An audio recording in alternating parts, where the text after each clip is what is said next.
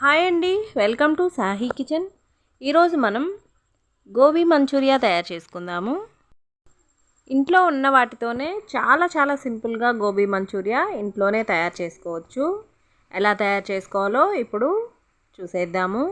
ముందుగా ఒక క్యాబేజ్ తీసుకొని శుభ్రంగా కడిగి ఇలా సన్న ముక్కలుగా కట్ చేసుకోవాలి.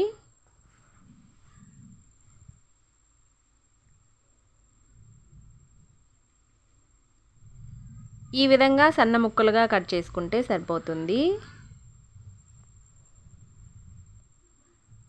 ఇలా కట్ చేసుకున్న వాటిని ఇప్పుడు ఒక మిక్సింగ్ బౌల్లోకి వేసుకొని అందులోకి రుచికి సరిపడా ఉప్పు, అలాగే కొద్దిగా పసుపు, 1 టేబుల్ స్పూన్ కారం కూడా వేసుకొని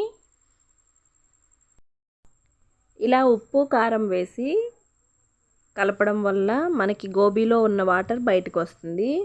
ఇలా కొంచెం గట్టిగా ప్రెస్ చేస్తూ కలుపుకుంటే అందులో ఉన్న తడి మనకి బయటికి వస్తుంది. ఇప్పుడు ఇందులో 2 టేబుల్ స్పూన్ల కార్న్ఫ్లోర్, 2 టేబుల్ స్పూన్ల మైదా, అలాగే 2 టేబుల్ స్పూన్ల బియ్యం పిండి కూడా వేసుకొని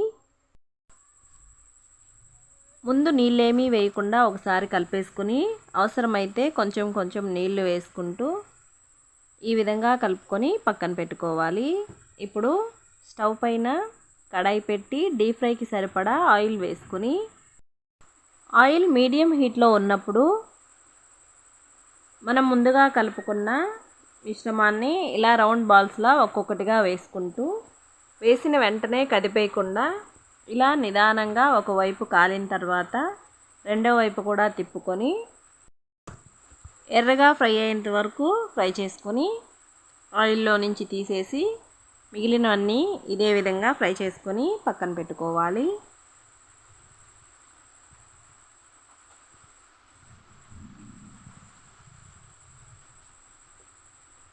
చూసారు కదా, అన్నీ ఇదే విధంగా ఫ్రై చేసుకొని ఇప్పుడు స్టవ్ పైన కడాయిలో 1 టేబుల్ స్పూన్ నూనె వేసుకొని అందులోకి సన్నగా కట్ చేసిన వెల్లుల్లి, ఉల్లిపాయలు, అలాగే సన్నగా కట్ చేసిన కరివేపాకు, చిల్లీ ఫ్లేక్స్ కూడా వేసుకొని 1 నిమిషం పాటు ఫ్రై చేసుకోవాలి.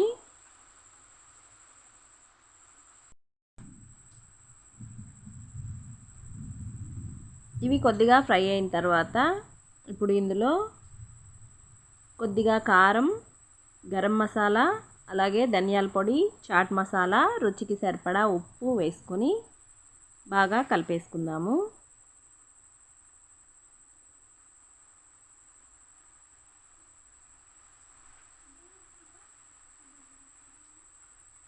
ఇవన్నీ చక్కగా ఫ్రై అయిన తర్వాత కొద్దిగా సోయా సాస్ వేసుకొని అలాగే కొద్దిగా టమాటా సాస్ కూడా వేసుకుందాము.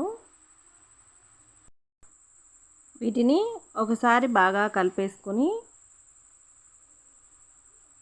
ఇప్పుడు ఇందులోకి 1 టేబుల్ స్పూన్ కార్న్ఫ్లోర్లోకి 1 గ్లాస్ నీళ్లు వేసి కొంచెం పలుచగా కలుపుకొని ఇప్పుడు ఆ మిశ్రమాన్ని ఇందులోకి వేసేసుకుందాము.